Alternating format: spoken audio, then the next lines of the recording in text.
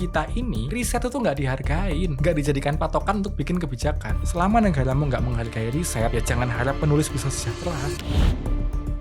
Gimana caranya agar kita tuh bisa benar-benar suka dengan buku? Orang tuh lagi nyari alternatif Dari HP. Orang capek tau sama HP. Orang tuh capek ngeliat berita kayak sampah, lihat konten yang makin aneh. Mereka juga capek scrolling. Kamu capek scrolling kan? Tujuan untuk, dengan ini kita akan memperbaiki bangsa. Jauh powernya nggak ada. Berharap sama orang kayak gimana? Mau berharap sama partai yang mana? keputusan-keputusan yang terjadi hari ini betul-betul kayak tidak memikirkan efek long termnya gitu, tapi hanya short termnya. Nah, sampai kapan menurut lo keputusan kayak gini tuh bakal terus diambil gitu, Mas? Sampai Indonesianya hancur lah. Untuk bisa ngebayangin seberapa kaya yang kamu lawan sekarang, atau seberapa kaya nih rezim sekarang, ketahuilah bahwa membuat partai yang impossible itu mudah sekali untuk orang-orang di sana. Bahkan Prabowo dibikinin partai sama adiknya. Pernah dibikinin apa kamu sama adikmu? Dibikinin partai enggak? Paling mentok Indomie kan dibikinin kan? Sekaya itu orang-orang yang berkepentingan ini. Kita selesai 2029 dulu deh. 2029 itu bakal aneh tau.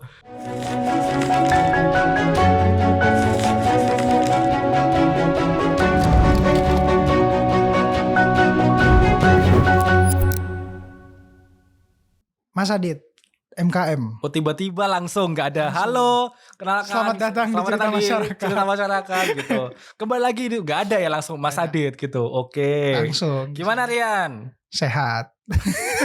Lu gimana, sehat ya? Basa-basi apa sih? Aku tuh pokoknya datang ke sini nggak dikasih brief apa-apa teman-teman. Jadi nanti kalau misalnya aku nggak tahu jawab apa, kayak tolong gitu ya. Nah, di sini ujiannya, Mas Adit. Oke, Karena siap. Anda sebagai bookstagram. Sumpah. Tapi menarik sih, karena beberapa waktu lalu kan kayaknya terakhir kita ketemu 2 tahun 2-3 tahun lalu lah. 2-3 tahun lah. Kamu masih kecil segini kamu. Masih baik. Masih baik. Nah, banyak sih yang gue pengen obrolin, Mas Adit. Hmm. Terutama soal literasi, terus tiba-tiba transisi lu ngomongin buku, dan dinamika yang hari ini banyak lu bicarain juga, terutama soal sosial politik. Dan beberapa konspirasi kayaknya menarik sih. Wah, aku udah bilang tadi kalau konspirasi aku nggak tahu nih sumber literasinya apa, tapi aku percayanya gitu. Gimana? Siap. Menurutku Mas Adit ini punya cerita yang menarik lah. Dari Malang, terus mantap ke Jakarta, terus kemarin sempat banyak dibicarakan juga lah gara-gara show-nya gitu. Ya. Apa bagimu agamaku? Ya itulah pokoknya. udah ganti judul teman-teman. Udah ganti judul. Nah, setelah akhirnya memulai shifting nggak sih, Mas, karir yang sekarang? Nih aku coba ceritain ya. Jadi gara-gara masalah yang itu kan aku jadi mikir gitu. Kayaknya emang kalau aku di sosmed dengan cara seperti ini, eventually aku akan kena kasus seperti ini, atau ya aku akan menyakiti banyak orang gitu loh.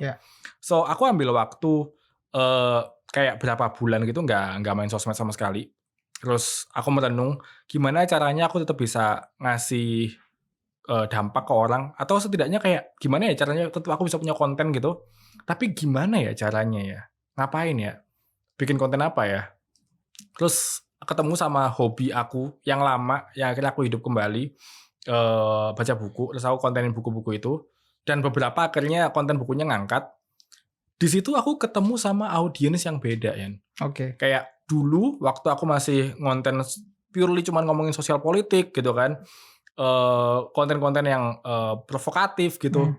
Aku ketemu sama netizen pemarah, netizen yang intinya komen cuman kayak ini ya gitu kan. Tapi sekarang DM yang masuk ke aku tuh beda. Kayak DM yang kayak, Mas Adit terima kasih udah ngonten ini, karena Mas Adit aku jadi start baca buku, atau Mas Adit terima kasih udah bahas buku ini gara-gara dirimu aku jadi beli bukunya dan aku suka sama bukunya.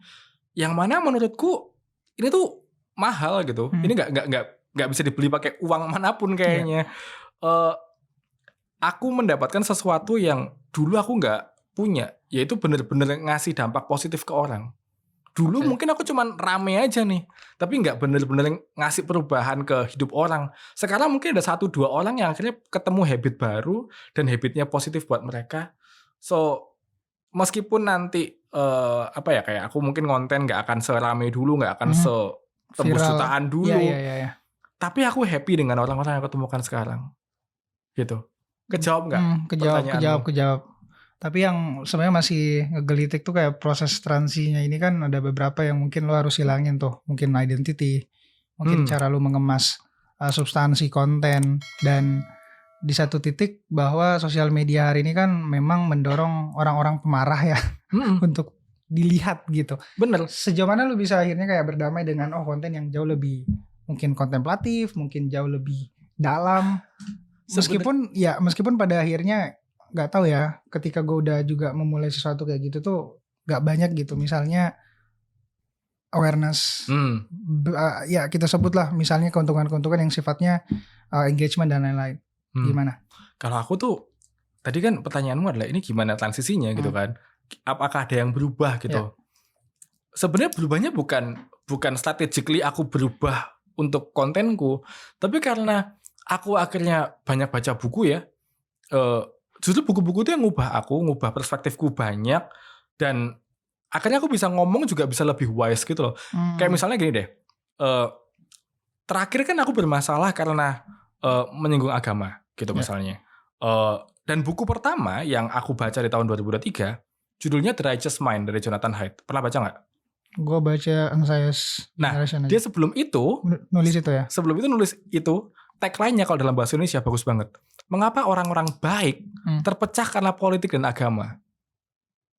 Aku baca buku itu, aku tidak menormalkan orang-orang yang marah, tapi aku jadi tahu kemarahannya ini dari mana, dan aku tahu apa yang terjadi sama aku, sama orang ketika di media sosial bersinggungan dengan politik, dengan agama, dan kenapa mereka marah-marah. Aku jadi lebih aware sama isunya, dan aku jadi tahu bahwa yang ini emang bikin marah, yang ini yang kayak gini yang orang suka nih, yang bikin marah ini nih. Jadi aku belajar bahwa ya udah emang permainannya kayak gini, aku nggak mau bermain di situ lagi gitu. Dan perjalanan akhirnya ini yang jadi penasaran sih, waktu kecil tuh memang udah dibiasakan baca buku oleh orang tua, atau memang lu anak yang ya udah gue pengen nyari buku kemudian baca gitu, atau lingkungannya udah ada nih buku banyak? Aku sih berprivilege enough ya untuk punya banyak buku ya waktu kecil ya, tapi komik kayak ya udah waktu kecil dibeliin Conan, dibeliin Tintin, Asterix, jadi kayak ya udah aku bacanya itu waktu kecil dulu. Waktu SMA mulai ketemu novel ya, akhirnya baca novel, baca Sherlock, baca Dan Brown gitu-gitu kan, tapi belum sampai menyukai buku-buku sosial politik kayak sekarang. Justru buku-buku sosial politik ini ya itu tadi ketemunya setelah aku istilahnya detox dari sosmed kayak berapa bulan, terus nyari alternatif baru ke Gramet, ketemu bukunya Jonathan Haidt itu, terus kayak apa nih? Berarti buku itu ya yang bikin lo. Bener, aku kalau ditanya orang kayak buku apa yang cukup mengubah hidupku tuh Jonathan Haidt, The Righteous Mind. Mengapa orang-orang baik terpecah karena politik dan agama. Itu akhirnya yang kayak snowball gitu. Jadi kayak dari buku itu akhirnya nyari buku lain yang direkomendasikan sama buku itu. Kan di bukumu juga sama kan. Ya, bukumu itu kan isinya ada beberapa, aku tadi baca ini, di buku ini ada ini, di buku ini ada ini gitu kan. Jadi akhirnya aku cari juga nih buku-buku yang direkomendasikan sama Jonathan Haidt apa gitu. Terus buku-buku yang isunya aku lagi pengen tahu apa. Kayak misalnya kan tadi kamu mention kayak The Anxious Generation. Itu kan isu juga yang menarik ya. Entah, aku sih merasa itu menarik sekali. Dari bahkan sebelum aku baca Anxious Generation tuh, aku baca dulu Stolen Focus dari Johann Hari.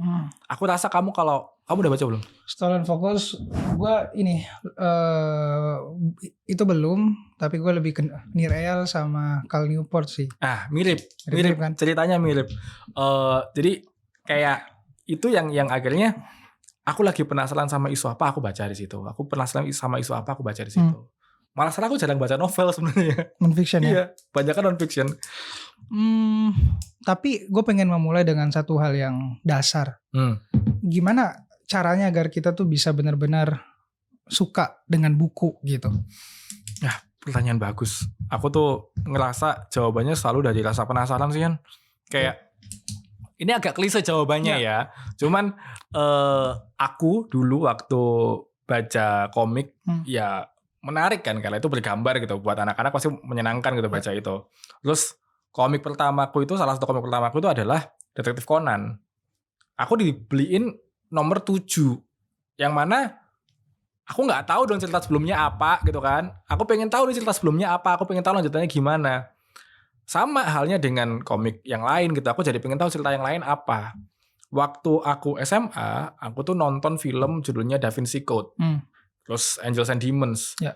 Itu tuh menarik buat aku. Terus aku baru tahu di perpus sekolah ada novelnya. Ya udah aku baca. Dan akhirnya aku penasaran sama semua buku-bukunya orang ini. Dan waktu dewasa ini, waktu udah kerja ini sama kayak tadi. Jadi aku penasaran sama satu isu nih. Apa ya? Jawabannya apa ya? Ada di buku gak ya? Ada buku yang bahas ini gak ya? Kayak sekarang ini itu aku lagi pengen banget belajar tentang Orde Baru. Karena banyak sekali kayak pola-pola yang sama berulang nih di zaman sekarang. Akhirnya aku coba nih cari-cari buku tentang sejarah Orde Baru itu ada apa aja, dan ternyata ada banyak sekali peristiwa yang aku tuh nggak tahu. Kayak aku selama ini tahu Orde Baru ya cuman apa yang jadi tahun 65 sama ya akhirnya 98 tuh apa. Tapi di tengah-tengahnya tuh aku nggak tahu sama sekali. Aku nggak tahu apa itu Talang Sari, aku nggak tahu peristiwa Kuda Tuli, aku nggak tahu ini gimana dulu premanisme ini dibentuk di Indonesia. Dan akhirnya aku baca buku-buku tentang itu, jadi ngerti sekarang sejarahnya kayak gimana. Dan ketika ngelihat fenomena sekarang, tahu ini sebenarnya ya dulu akarnya dari sini gitu. Menurut tuh apa yang hari ini bikin kita atau mungkin anak muda hari ini tuh kayak kesulitan untuk penasaran? Karena nggak tahu ya, gue bisa ngekaitinnya dengan hari ini ya, kita terlalu gampang FOMO mungkin, atau hal-hal yang harusnya sifatnya bikin kita bahagia secara kafah tuh, tapi hari ini lebih banyak dopamin hit yang akhirnya bikin kita ya udah nggak menikmati lagi rasa penasaran itu. Apa yang menurut lo? AI wajib tiba-tiba AI. Enggak, tapi AI salah satunya sih. Semua rasa penasaran kita sekarang dengan mudah dijawab sama AI kan. Okay. Kayak kamu ngetik apa di Gemini gitu udah dikasih tahu jawabannya apa sama Gemini. Jadi rasa penasaran tuh mudah hilang. Aku ingat ada satu episodenya How I Met Your Mother. Kamu nonton nggak? Belum. Wah, kamu harus nonton, tuh serial bagus banget. Ada satu episodenya How I Met Your Mother. Itu mereka kumpul di bar. Mereka mengenang masa lalu mereka. Mereka debat apa sih makanan paling difavoritkan orang Amerika gitu kan. Mereka debat ini. Bukan ini. Terus berapa tahun kemudian mereka mengulang debat yang sama sambil pegang-pegang HP kayak, kalian ingat nggak dulu kita pernah debat masalah makanan yang paling populer apa? Apa? Roti. Oh gitu doang. Oke. Jadi rasa penasaran itu tidak tumbuh di tongkrongan karena memang ya kita udah tahu semua jawabannya di kantong kita gitu loh.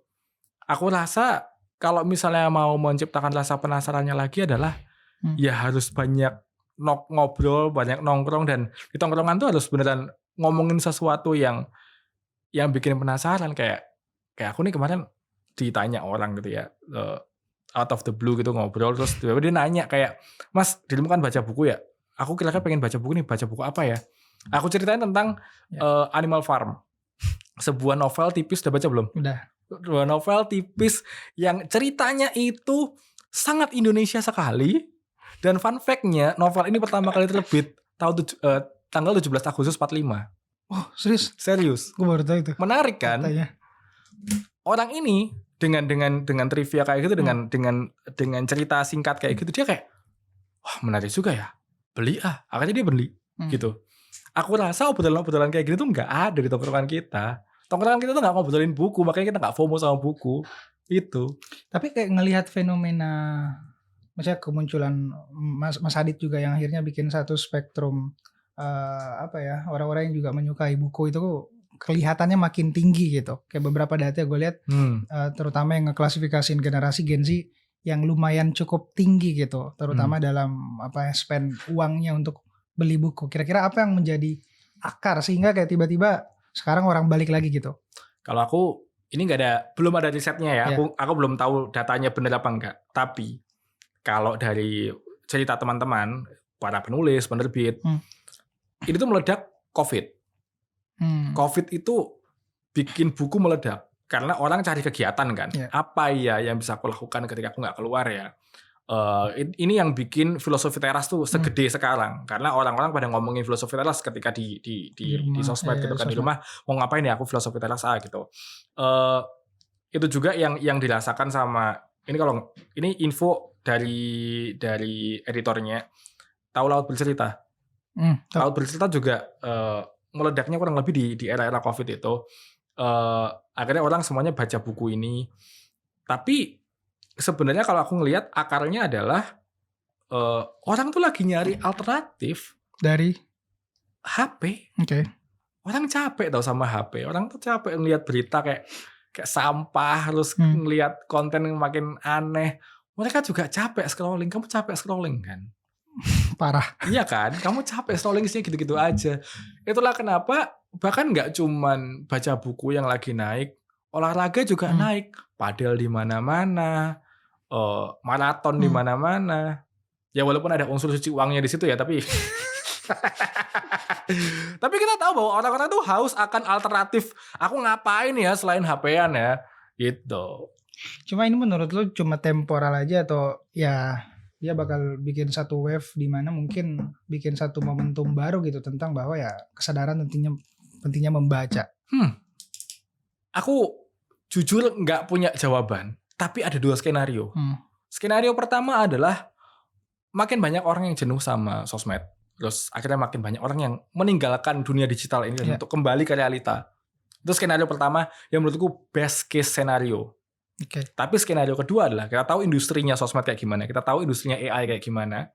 Mereka ini akan begitu merancang arsitektur yang sangat mengikat, bikin orang makin kecanduan. Sehingga meskipun ada gelombangnya orang yang pengen keluar, orang yang tetap di dalam tuh nggak bisa keluar karena emang sudah ketergantungan itu. Jadi ada 2 skenario itu tuh. Aku nggak tahu mana yang akan terjadi. Kemungkinan besar sih aku tahu yang mana yang terjadi. Cuman karena ini adalah cerita masyarakat, ya kan. Cemasnya adalah cerita masyarakat, ya kan. Optimisme, gitu. Kita mungkin bisa teman-teman meninggalkan semua ini dan lebih menata hidup kita. Ya, gue setuju lagi soal itu. Makanya gue bikin satu gerakan seru-seruan namanya unscroll. Tapi penasaran sebenarnya, apa kecemasan terbesar Mas Adit hari ini? Wah. Ini semua bintang tamu kamu tanya itu? Semua. Damn, seru banget. Apa kecemasan terbesar ya? Perang Dunia Ketiga pasti. Tadi kita udah ngobrol panjang kan masalah konspirasi Perang Dunia Ketiga. Itu bahkan saking aku anxiousnya tentang Perang Dunia Ketiga, buku pertama aku tentang itu. Jadi buku pertamaku tentang yang masa depan boleh dibicarakan ya. Boleh diceritain sedikit kan nanti sambungannya sama itu. Masa depan udah boleh dibicarakan tuh cerita tentang di mana masa depan pasca Perang Dunia Ketiga ini semuanya udah hancur semua. Manusia tinggal satu kota kecil gitu dan mereka karena udah capek dipimpin sama manusia, mereka menyerahkan kepemimpinan mereka pada AI. Gitu. Itu masa depan yang tidak boleh dibicarakan. Cuman delivery novelnya memang agak unik. Delivery novelnya adalah cerita tentang 2 orang lagi podcast gini ngomongin masa depan ideal kayak gimana sih. Nah, dari obrolan itu kemudian dia wujudin. Jadi obrolan dunia ideal yang mereka omongin ini kejadi di masa depan dan ternyata tidak seideal yang mereka bayangkan. Gitu. Dunia yang kayak seakan-akan ini kalau kita dipimpin sama pejabat-pejabat seperti ini kan korup ya. Gimana kalau kita ganti sama AI yang pinter yang bisa bikin kebijakan yang benar? Masuk akal. Ternyata tidak. Gimana kalau ternyata nanti dunia itu nggak ada lagi kelas-kelas sosial gitu yang nggak ada yang kaya, nggak ada yang miskin, semuanya kerja ya karena memang mereka ketanggung jawabnya di situ. Wah ideal ya. Ternyata tidak. Gitu. Jadi dalam novelku yang pertama itu aku berusaha menabrakkan semua ide-ide yang itu benernya gini gak sih? Oh tapi ada sisi ininya juga gitu sih. Itu kurang lebih. Jadi kalau tanya kecemasan terbesar sekarang AI, Perang Dunia Ketiga, ya kan, nasib Indonesia yang alamnya makin gak ada ini. Aku bahkan kayak gak khawatir sama aku bisa apa ya? Aku bisa bertahan sampai 2045 gitu enggak, kayak kita selesai 2029 dulu deh. 2029 itu bakal aneh tau. Tahu gak? Kemarin aku ngelihat ada konten Pak Bahlil ngomong pakai bahasa Spanyol. Udah jelas AI dong. Terus? Udah jelas AI dong. Kayak gak mungkin deh Pak Bahlil ngomong bahasa Spanyol kan. Selancar itu kayak gak mungkin kan. Loh, dia sendiri yang ngomong IPK-nya jelek loh. Dia sendiri yang ngomong kan. Maksudku ya asumsiku kayaknya enggak deh. Kecuali kalau Duolingo-nya levelnya tinggi ya siapa tahu. Cuman kayaknya AI deh. Terus? Tapi orang banyak yang percaya gitu. Nggak usah Bahlil deh. Sekarang tuh internet dipenuhi dengan influencer AI. Tahu gak sih influencer yang dia tuh mas-mas nih. Mas-mas jelek sepertiku ini. Dengan AI dia mengubah penampilannya menjadi cewek dengan belahan yang terbuka. Lalu ngomongin segala hal. Maksudku kalau orang percaya sama yang kayak gini-gini, 2029 nanti ada Pak Prabowo ngomong apa tapi AI orang percaya, kita nggak siap, men. Oke. Nggak siap dengan pemilu yang kita miliki 2029 itu. Malah aku tuh bicara sama temen aku kayak, oke kita nggak siap sama 2029. Menurutmu 2029 kita bakalan ada pemilu nggak sih? Bener-bener kolaps ya. Itu kecemasan aku. Tapi sejauh mana menurut Bang distorsi ini tuh bisa ngeporak-porandain gitu? Distorsi AI dan teknologi ini. Ya seperti halnya Gojek mendistorsi ojek pangkalan. Sekarang ojek pangkalan udah hampir nggak ada kan. Semua orang bergantung sama Gojek. Kita semuanya kalau mau cari makan gampang kita GoFood. Sedisrupsi itu. Cuman kan Gojek ini masih memberikan keuntungan-keuntungan ekonomi kepada orang-orang, ya kan. Akhirnya orang-orang yang kena PHK bisa daftar Gojek gitu kan misalnya. AI, pertanyaanku adalah orang-orang yang fokusnya AI itu di bagaimana dia menggunakan AI dan bagaimana dia menggunakan AI ini untuk kebutuhan ekonomi, itu bagus. Cuman kan ada orang-orang yang menggunakan AI untuk kepentingan politik dan untuk makin menguasai sebuah rezim ini. Jadi kayak ya bakalan berantakan aja. Aku pengen tahu aja kita siap gak tahun 2029? Pertanyaan menarik sih. Karena hari ini gue baca ada beberapa, gak tahu ya kalau Mas Adit pernah baca pemikirannya Byung Chul Han. Dia nekenin bahwa hari ini rezim baru itu namanya adalah infokrasi. Rezim yang dipimpin oleh ya pasukan-pasukan troops yang siap mati gitu di sosial media, di internet buat ngebongkar apa yang mungkin kita yakini, kemudian kita bisa langsung menyatu gitu dengan paradigma yang ya awalnya kita nggak percaya, tiba-tiba kita bisa percaya. Dan hari ini kemarin bukti gitu, kayak ada kemarin gue nonton satu video dan gue juga hampir ke Gojek, jadi ada ibu-ibu yang kelihatan marah di depan Ustadz karena anaknya ditegur merokok di pesantren gitu. Tahu gak yang komen itu 32.000 dan ternyata video itu adalah BTS film. Gitu. BTS film. Tapi filmnya laku nggak gitu? Udah gitu itu filmnya laku nggak? Udah viral filmnya nggak laku. Cuma fenomena ini bikin kita bahwa di fenomena di mana atensi kemudian emosi kita begitu gampangnya dipermainkan. Apa yang bisa gitu kita lakukan sebagai manusia gitu hari ini? Mari kita mode optimis ya. Aku tuh selalu gemas dengan pertanyaan kayak apa yang bisa kita lakukan gitu. Karena mau kita ngapain pun power tergedenya kan gak di kita, Pak. Ya. Power tergedenya tuh gak di kita. Aku tuh suka menggunakan Panji Mensreya sebagai contoh. Panji Mensreya itu adalah satu materi, ini satu pertunjukan yang udah dikonsep lama, dipikirin secara serius, apa setiap katanya dipikirin serius supaya tidak menyinggung orang, supaya tidak bisa dipermasalahkan. Masih bisa loh dipermasalahkan sama orang. Artinya apa? Powernya emang gak di kita.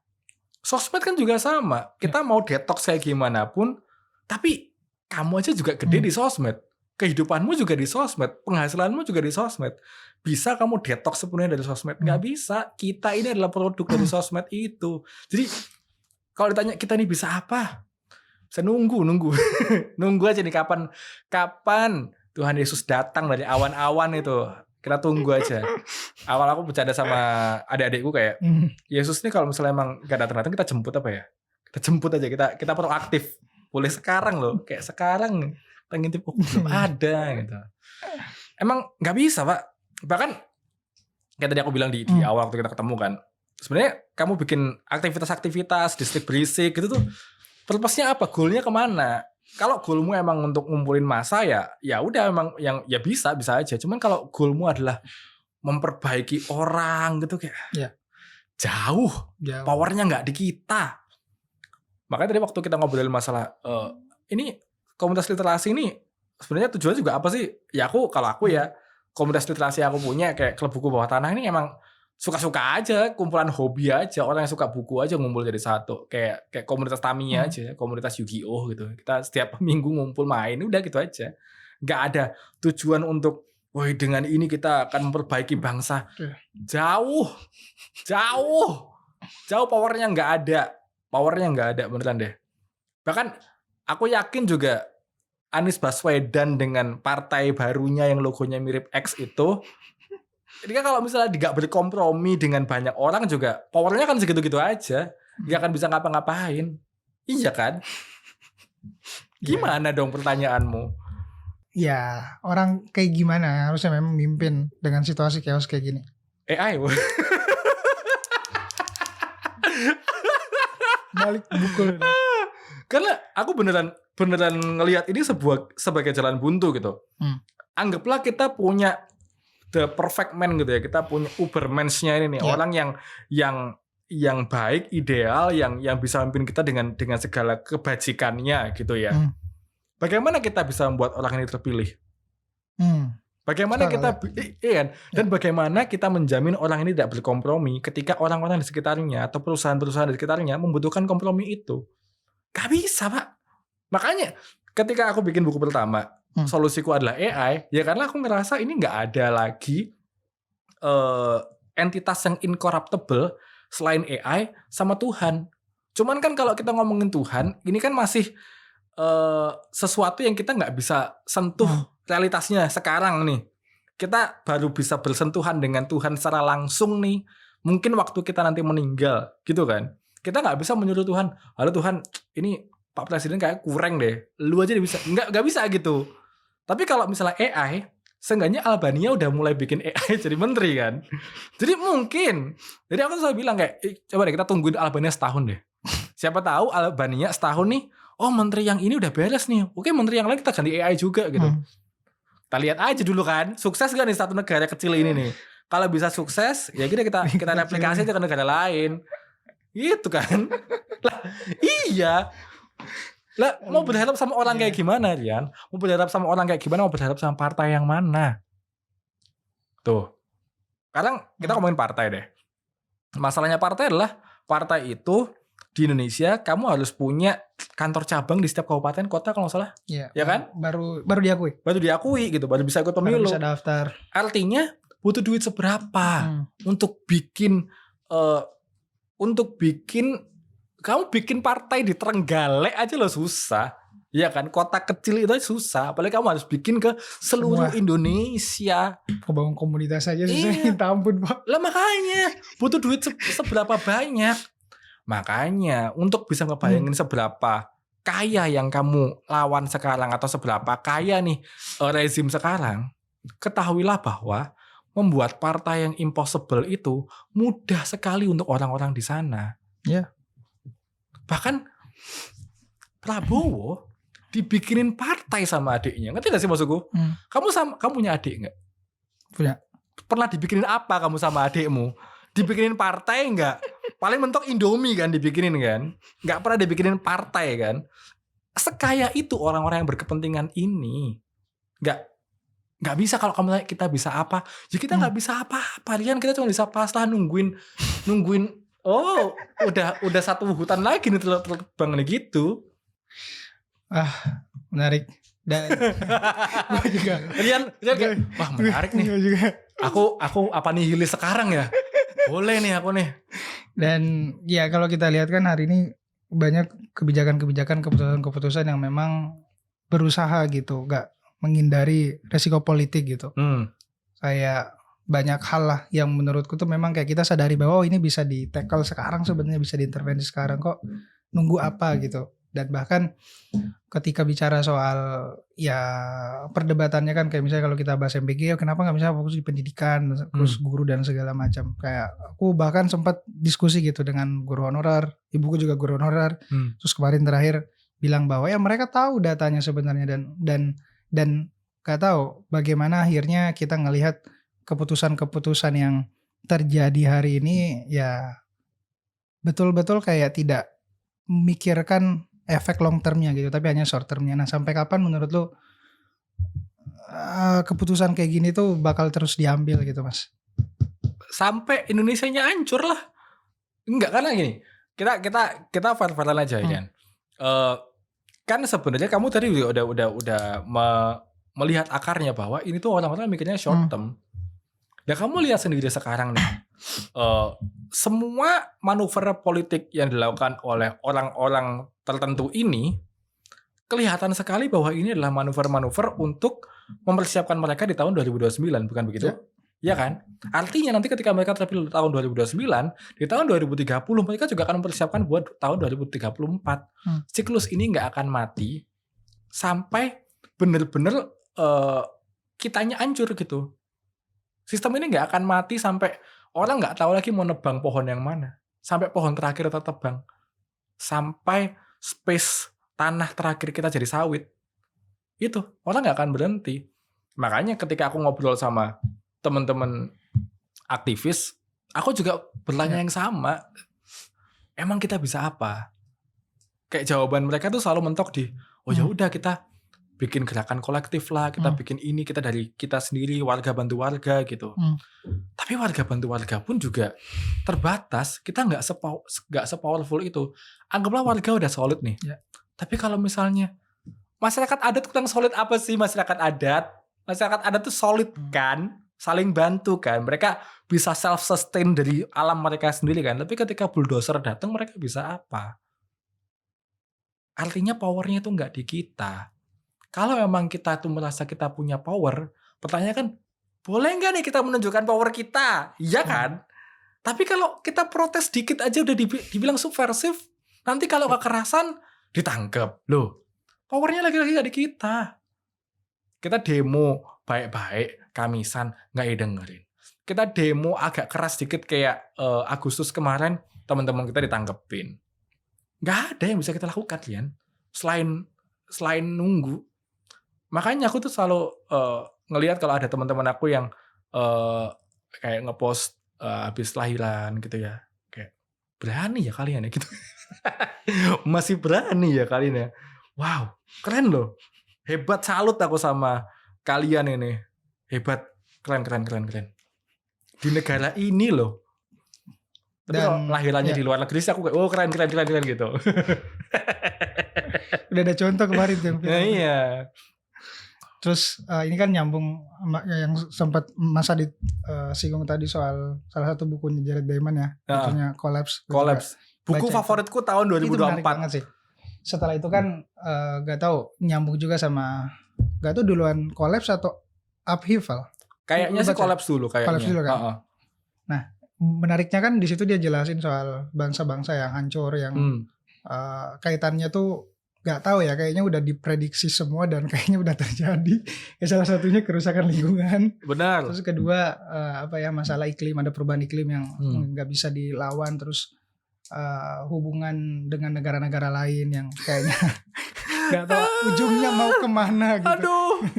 Nah sejauh ini lo ngeliat semua ini gimana ngeliat fenomena ini, Mas? Makanya kan aku tadi bilang kayak ditanya kecemasanku apa, aku kecemas sama tahun 2029 bakal jadi apa udah. Oke. Aku tuh ngelihat ya kayak kalau kita berkaca dari Collapse deh. Aku tuh suka bukunya Jared Diamond.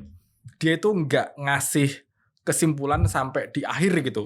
Dia tuh ngasih kesimpulannya di akhir kan kayak ada kalau nggak salah 12 step negara bisa collapse. Iya, negara bisa collapse. Nah, yang awal-awal itu adalah masalah kerusakan lingkungan menurut katamu. Dan contoh paling aku lupa kalau di Indonesia tuh covernya apa, tapi aku tuh beli yang bahasa Inggris terbitannya Penguin kalau nggak salah. Covernya itu adalah Pulau Paskah. Ya. Nah, di Pulau Paskah ini argumen Jared Diamond adalah mereka ini secara nggak sadar nebang-nebangin pohon sampai ekosistem di Pulau Paskah itu berubah, hewan-hewan nggak bisa hidup di sana lagi. Terus ya udah orang-orang akhirnya mati aja gitu, mati aja, orang-orang nggak punya sumber daya alam lagi. Aku ngerasa kalau kita mau berkaca dari situ, nggak usah nunggu kita hubungan sama negara lain gimana, lawang kita sama negara kita sendiri se-ekstraktif itu kok. Kalau kamu mau lihat kita sama negara, aduh, Aduh.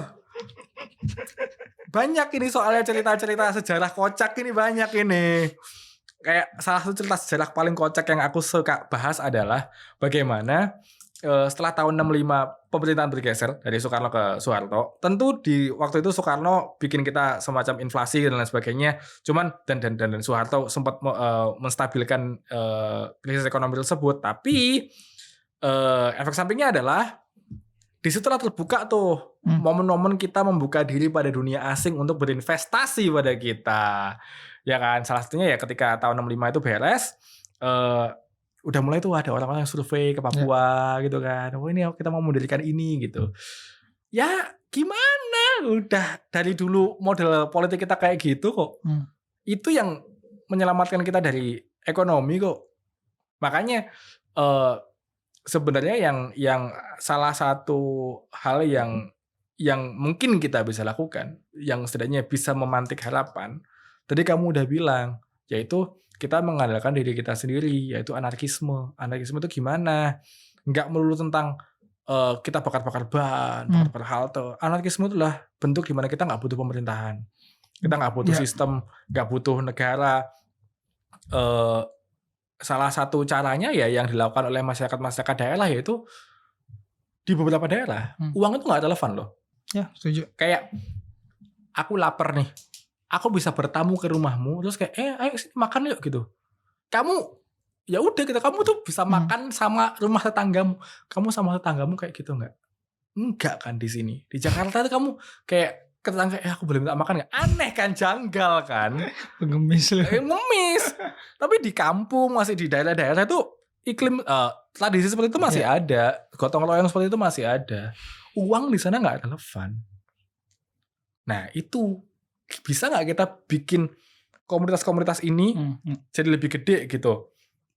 Di Kalimantan, aku lupa Kalimantan mana, itu ada satu koperasi bikinan warga dan petani gede banget. Ini aku baca di buku Resep Indonesia, kalau kamu tahu, Dani Laksono. Udah baca. Udah, tahu kan? Tahu koperasi yang aku maksud kan? Ya. Itu koperasi bisa segede itu, punya minimarket di mana-mana dan bahkan punya universitas gitu. Bayangin kalau koperasi yang sama dimiliki di setiap daerah gitu. Tapi ya harus inisiasi warga, bukan inisiasi militer. Kan udah ditutup tuh lewat koperasi yang satu. Nah makanya aku bilang harus inisiasi warga, bukan inisiasi militer, supaya sesuai dengan kebutuhan warga, sesuai dengan kulturnya warga kayak gimana. Nggak bisa top down. Gue mau ngebalikin obrolan ini untuk bensin itu kan kayak banyak ya.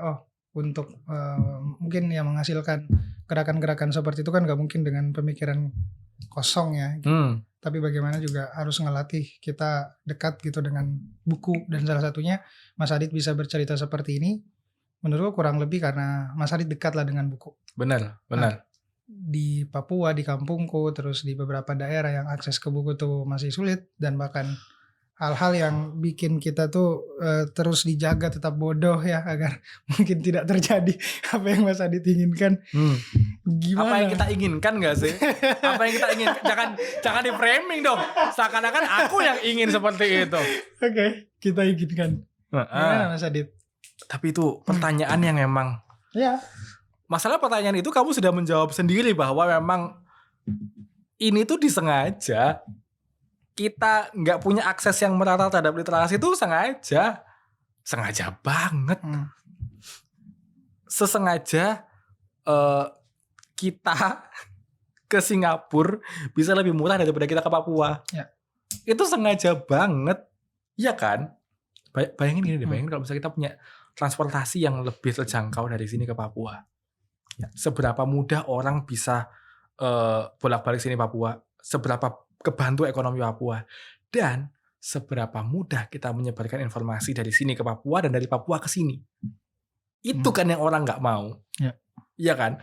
Apalagi literasi itu adalah cara paling mudah untuk menyebarkan informasi yang benar.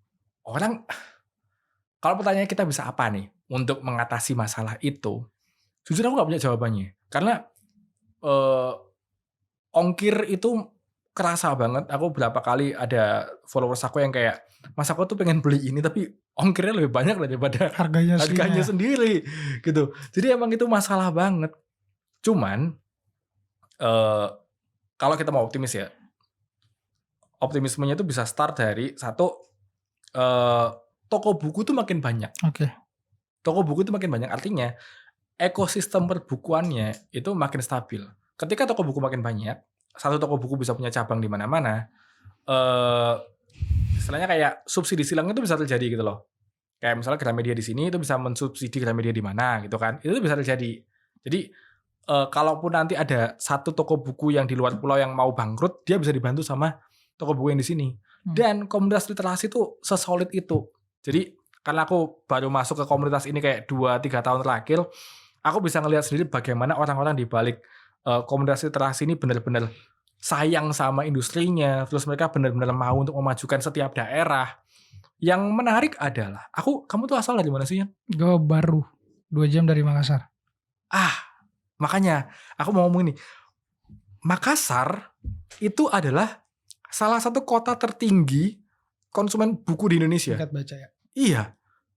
Aku baru tahu ini infonya dari teman-teman aku yang distributor buku. Terus aku tanya kan, selain Jogja dan Jakarta, kota mana lagi, Mas? Makassar.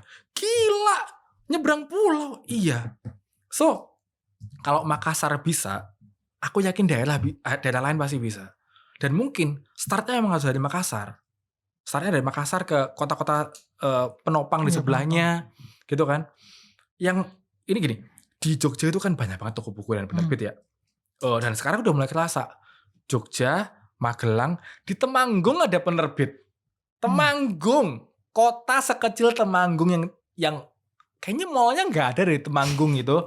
Ini cuma ada pasar Temanggung, pasar Keranggan itu doang dari Temanggung. Tapi ada penerbit di Temanggung. Which is insane. Artinya kalau kota-kota kecil ini bisa, kita harusnya bisa. Cuman memang prosesnya lama. Dan akan banyak sabotase sana sini. Cuman kalau kita ngotot bisa. Kalau Makassar aja bisa, kayaknya daerah lain harusnya bisa. Menarik. Lalu saya pengen bahas soal insentif penulisnya, Mas Adi. Kenapa? Aduh, lucu banget. Menurutku insentif penulis itu adalah satu topik sensitif yang satu level sensitifnya sama guru honorer, ya. Lucu sekali, kocak. Aku itu nulis novel, tapi aku juga nulis artikel di media gitu, kayak aku bisa. Kalian kalau misalnya mau baca opini-opiniku gitu, aku tulisnya di artikel. Satu artikel aku bikin kayak berbayar 5.000 gitulah. Jadi kalau misalnya kalian mau baca, silakan dibaca gitu. Kalian bisa berlangganan tiap bulan kayak gitulah. Penghasilannya lebih banyak bikin artikel sendiri daripada bikin buku. Effortnya lebih gede ini. Jadi aku ngerasa buku itu jadi penulis, ya kan? Itu jangan dijadikan karir, teman-teman. Jangan dijadikan jangan dijadikan karir. Jangan kalian kayak aku akan resign lalu akan membuat novel. Jangan ya. Kayak sedih gitu kita nggak lihat negara-negara lain ya. Kayak misalnya Korea, kayak kita tahu ada manhwa, ada manga. Iya. Terus ada webtoon. Nah, ini aku lengkapin ya. Jangan sekarang atau jangan sebelum kalian benar-benar punya bestseller banget gitu. Kayak Henry Manampiring aja baru resign ketika berapa tahun setelah Filosofi Terasnya ini gitu. Andreas Kurniawan, dokter, penulis mega. Kamu tahu laki-laki mau cuci piring, tau gak? Laki-laki malah juga mau cuci piring. Andreas Kurniawan juga masih kerja, masih buka praktek. Duitnya masih lebih banyak dari praktek kayaknya. Ya gak tahu sih. Tapi dia masih kerja gitu. Teman-temanku yang nulis juga masih kerja. Ika Natasa juga kalau gak salah masih kerja. Jadi kalau penulis-penulis gedemu aja masih kerja, kok ada orang resign, aku mau berkesenian, aku mau jadi sastrawan. Jangan, gila, mau dapat makan dari mana kamu? Tapi ini sebenarnya nyambung sama obrolan kita tadi tentang kapan kita punya pemimpin yang bisa mikir jangka panjang gitu. Karena tadi kan kita baru ngomongin hal-hal yang buku-buku yang kayak sifatnya novel atau buku ringan gitu. Tapi tadi kita juga ada ngobrolin masalah collapse, turun fokus.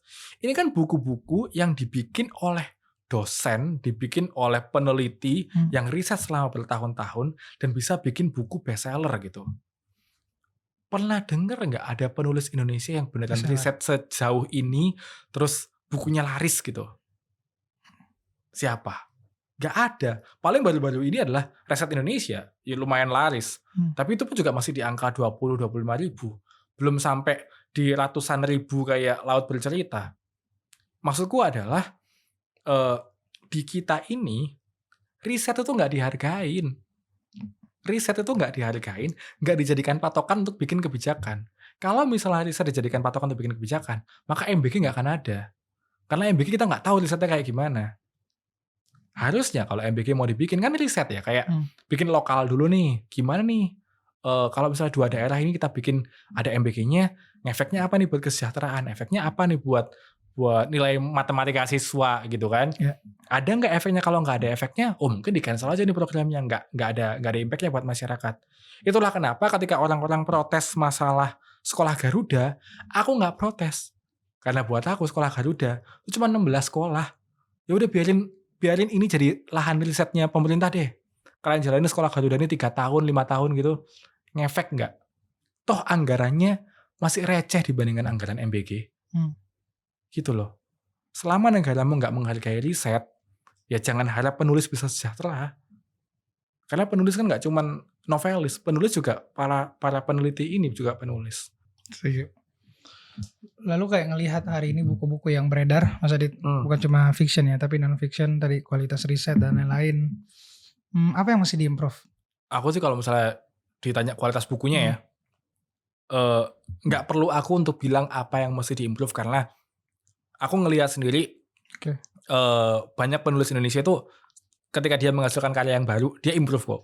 Jadi kayak buku pertama gini, buku keduanya lebih bagus lagi, buku ketiganya lebih bagus lagi. Jadi setiap penulis pun juga udah aware dia kurangnya di mana. Karena kalau aku secara general kayak, wah kayaknya enggak deh. Kayak beberapa orang juga udah tahu dia kurangnya di mana, bagusnya di mana. Cuman yang bisa diimprove adalah kita sebagai pembacanya. Oh, pembaca, oke. Iya, kita sebagai pembacanya itu harus mulai, ya tadi aku bilang, harus mulai menganggap ngobrolin buku itu normal. Nggak cuman buku-buku populer bahkan. Aku punya satu buku favorit yang orang tuh jarang baca, tapi aku selalu bahas buku ini. Judul bukunya panjang, Sejarah Kacang Cina di Nusantara. Tapi intinya adalah, itu sejarah pecel. Oh. Yang nulis namanya Pak Ari Budi, seorang dosen di UB Brawijaya Malang.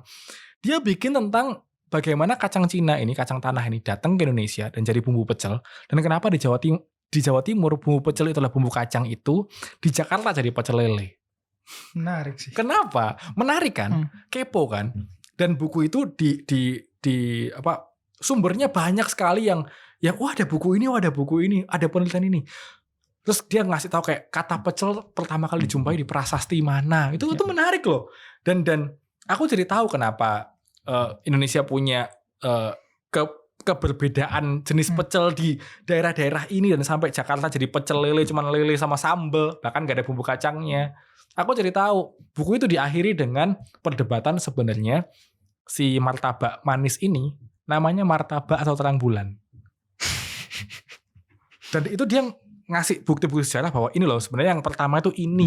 Yeah. Nah, di sini ada fotonya ini. Nah, baru ini nanti dikasih topping kacang. Seru kan? Penasaran kan? Kita nggak banyak ngobrolin ini di tongkrongan. Itu. Kalau kamu mau penulisnya maju, penulisnya lebih baik, ya kamu harus lebih banyak bikin orang lain penasaran sama buku-buku yang kamu juga udah baca. Sehingga ekosistemnya jalan, industrinya jalan, bukunya kebeli, penulisnya jadi pengen nulis lagi. Kalau kamu nggak ngobrolin ini di tongkrongan, nggak akan pernah penulis kita ini sejahtera. Itulah kenapa aku happy banget sekarang makin banyak orang yang mau membagikan buku bacaannya ke sosmed. Nggak cuman bookstagram ini ya, tapi public figure. Semua orang tuh kan udah santai untuk ngomongin, aku baca ini loh. Jadi kayak dibuat normal baru ya. Iya, jadi itu menyenangkan sekali. Ya, kita ngelihat lah proses transisi itu juga, meskipun hari ini belum ada kabar baik ya tentang insentif, kebijakan soal buku dan lain-lain. Tapi salah satu cara untuk mendukung tadi adalah sebagai pembaca, gimana ngebangun satu bentuk solidaritas bahwa sadar ada hubungan antara penulis dan pembaca gitu. Dan ini yang bikin menurutku bukan hanya gerakannya gitu, tapi kedekatannya bisa benar-benar terasa gitu. Kita di akhir, Mas Adit, saya pengen minta tiga rekomendasi buku yang paling dibutuhkan di situasi sekarang buat survive. Wow.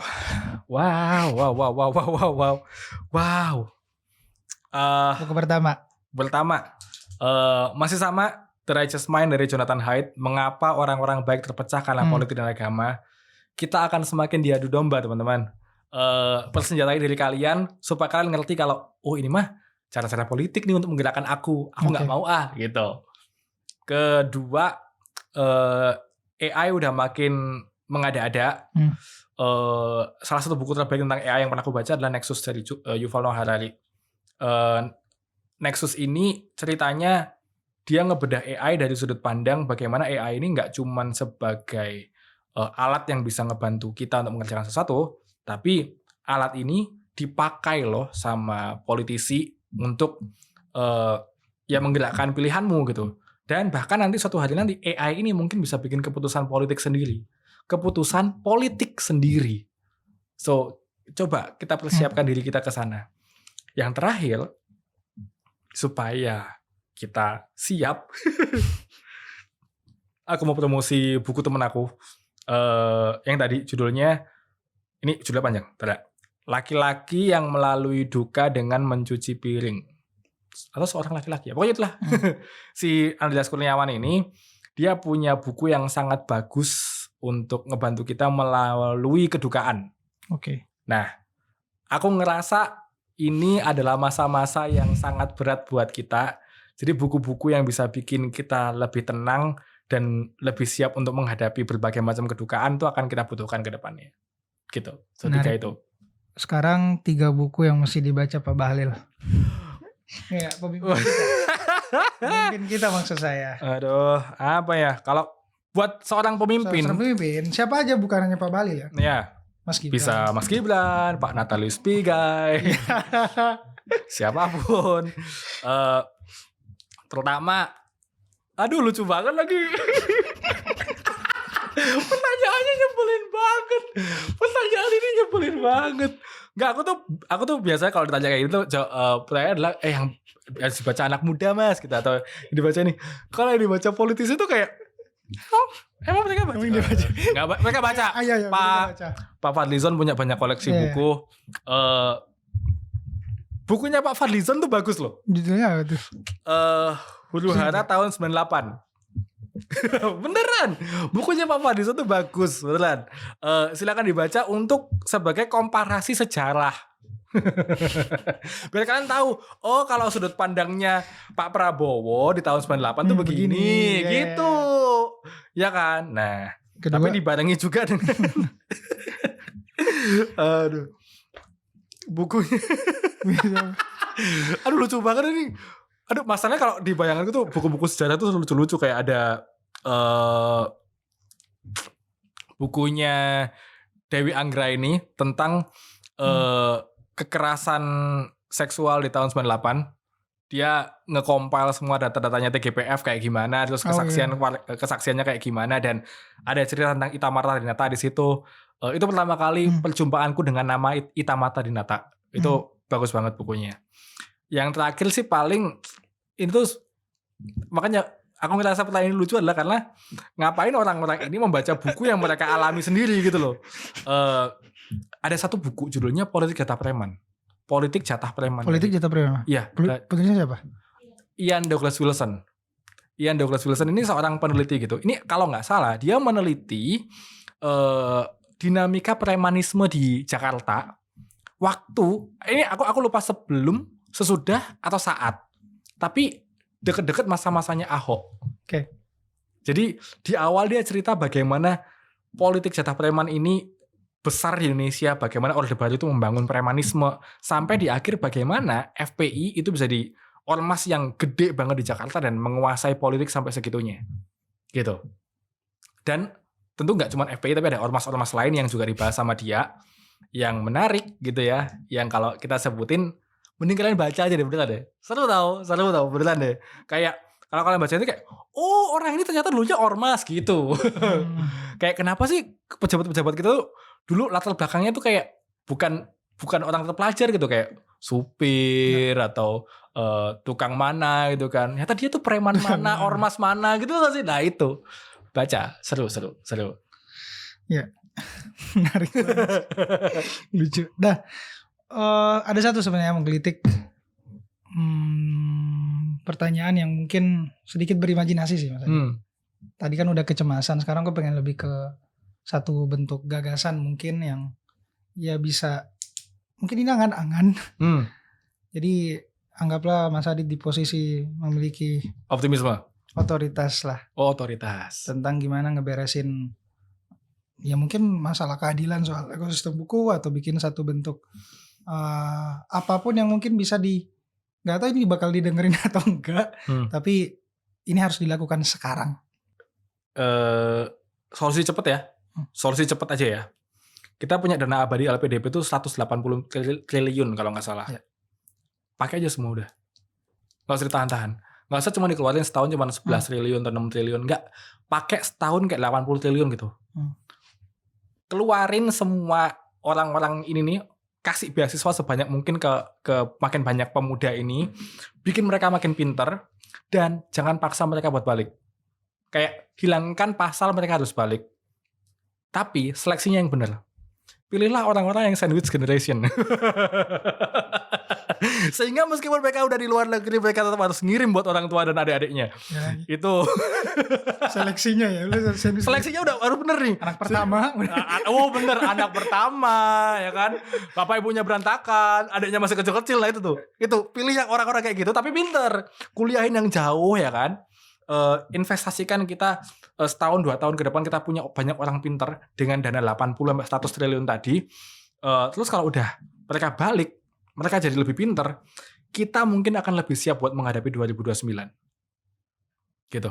Karena di 2029 yang kita butuhkan adalah makin banyak orang yang pinter, makin banyak orang yang tidak gampang dibodohi oleh apapun yang terjadi di media sosial.